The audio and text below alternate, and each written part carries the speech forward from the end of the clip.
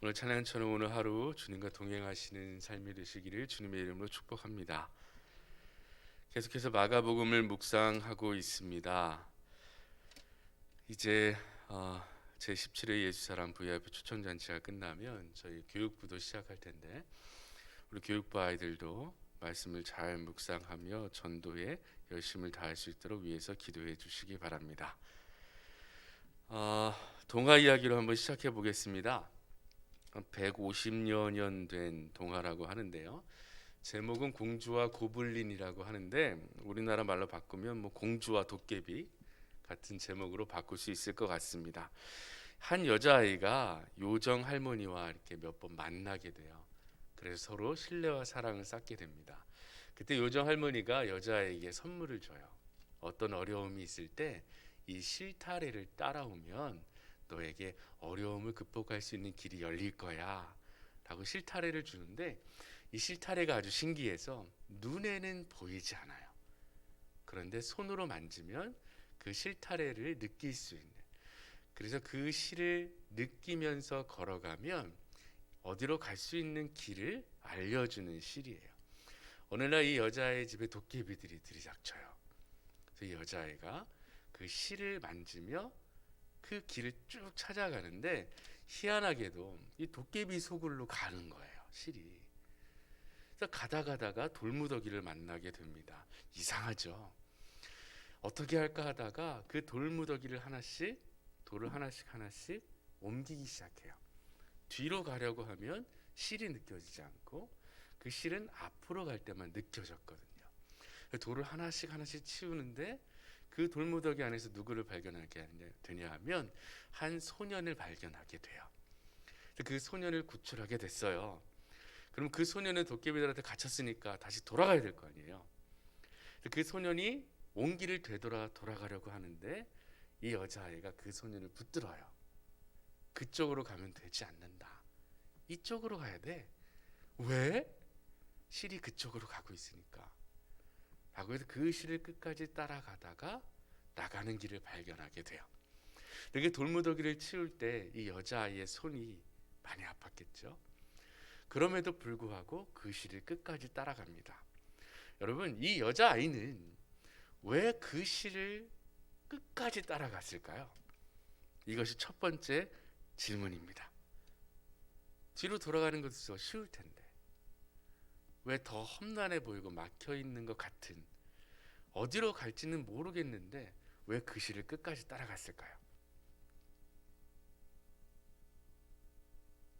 벌써 결론을 내리시는데 그 요정 할머니와 이 아이가 그동안 신뢰의 관계가 있었던 거예요. 그래서 이 요정 할머니가 전해준 실은 분명히 믿을만하다 라는 그 아이의 마음의 믿음이 있었을 거예요. 그러니까 갔겠죠. 가다가 에이 보이지도 않는 실, 뭐 이쪽으로 가, 그랬으면 그냥 돌아갔겠죠. 그죠? 이 실이 가리키는 곳에 무언가 좋은 것이 있다는 그 믿음이 끝까지 역경에도 불구하고 그 실을 따라가게 만들었을 거예요.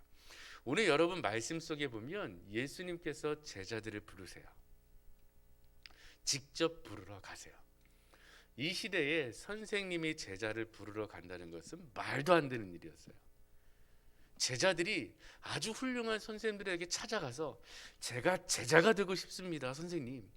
그러면 선생님들이 그 수많은 제자로 오길 원하는 사람들 중에 골라요. 그래, 너는 내 제자가 될 만하다. 이리 와. 너는 안 돼. 너는 내 제자가 될 턱도 없다. 보내요. 근데 예수님은 그러지 않으셨어요. 직접 찾아 나섰어요. 그리고 그 누구도 부르지 않을 것 같은 사람들을 부르기 시작했습니다. 그때의 이 사람들의 반응이 어땠죠? 17절 한번 보겠습니다. 예수님께서 이렇게 부르셨어요. 17절입니다. 예수께서 이르시되 나를 따라오라. 내가 너희로 사람을 낚는 어부가 되게 하리라 하시니, 이 마가복음이 참 우리에게 도전을 주는 건 뭐냐면 되게 빨라요. 즉각적이고 부연 설명이 없어요. 18절 보시죠. 곧 그물을 버려두고 따르니라. 곧, 바로 라는 거죠. 19절 보죠. 조금 더 가셨어요. 세베대 아들 야고보와 그 형제 요한을 보셨어요. 그들도 배에 있었어요. 그래서 20절 보시죠. 곧 부르셨어요. 그랬더니 또 부연 설명이 뭐가 없죠. 그 아버지 세베대를 품꾼들과 함께 배에 버려두고 예수를 따라가니라 입니다. 아주 급진적이죠. 이리 와, 나를 따라오너라. 내가 너로 사람을 낚는 어부가 되게 하더라. 저는 지금 고기를 낚는 어부인데요. 어떻게 사람을 낚게 되죠? 왜요? 무엇 때문에요? 왜 전데요? 그러면 당신은 누구시죠? 이렇게 막 오가는 질문들이 없지요. 예수님이 부르셨는데 그들이 예수님을 따라갔어요. 예수님께서 비전을 제시하셨죠. 고기를 잡는 어부가 아니라 사람을 낚는 어부가 되게 해줄게. 그래요? 따라갔어요. 여러분 왜 그랬을까요? 라는 겁니다. 여러 가지를 생각해 볼 수 있겠죠. 첫 번째로 요정 할머니처럼 예수님을 생각해 보세요. 예수님은 과연 그럴 만한 분이십니까? 예수님이 과연 우리가 모든 것을 버려두고 예수님이 따라오라는 그 길로 갈 만한 분이신가요? 여러분은 이미 아시죠. 예수님은 하나님이시죠. 하나님의 아들이시며 우리를 구원하실 사랑을 가지고 이 땅에 직접 오셨으며 나를 위하여 그 모든 고통을 참아내시고 십자가에서 죽으셨던 분, 그리고 나를 다시 살리시려고 부활하신 분, 그분이 바로 우리의 구주 예수님이십니다. 여러분이 이것을 믿으시나요? 그러니까 이 새벽에 나오셨겠죠. 그러니까 예수님의 이름을 부르짖으며 나아가 전도하시겠죠. 이걸 우리가 알아요. 그래서 전도를 하려면 예수님이 어떤 분이신지를 예수님께서 비춰주셔야 돼요. 나를 따라오너라. 내가 그만한 사람이다. 그럴 만한 분이다. 내가 바로 너의 구주 예수다. 라는 걸 예수님께서 그 마음에 비춰주셔야 해요. 그러려면 무엇이 필요하냐면 바로 그 이름을 전하는 우리가 믿을만 해야 합니다. 이것이 우리에게 주어지는 도전입니다. 예수님은 저도 걱정 안 해요. 하나님이시니까. 제가 복음을 전할 때 예수님은 하나님이시니까 예수님이 어떤 분이신지에 대해서 걱정을 안 해요. 그분의 사랑이 충만하신 분이고 내가 어떻게 한다고 변할 분이 아니시니까 저는 그냥 예수님이 있는 그대로 전할 거예요. 그런데 전하는 내 모습이 어떨까를 생각해 보면 조금 달라져요. 이게 예수님께서 나를 부르셨는데 사람을 낚는 어부가 되라 라고 부르셨는데 과연 나는 이 세상 사람들에게 내가 전하는 그 사람에게 사람을 낚는 어부로 보일까? 라는 질문을 던진다면 조금 달라진다라는 겁니다. 그래서 우리의 모습을 한번 돌아봤으면 좋겠어요. 두 가지를 기도합시다.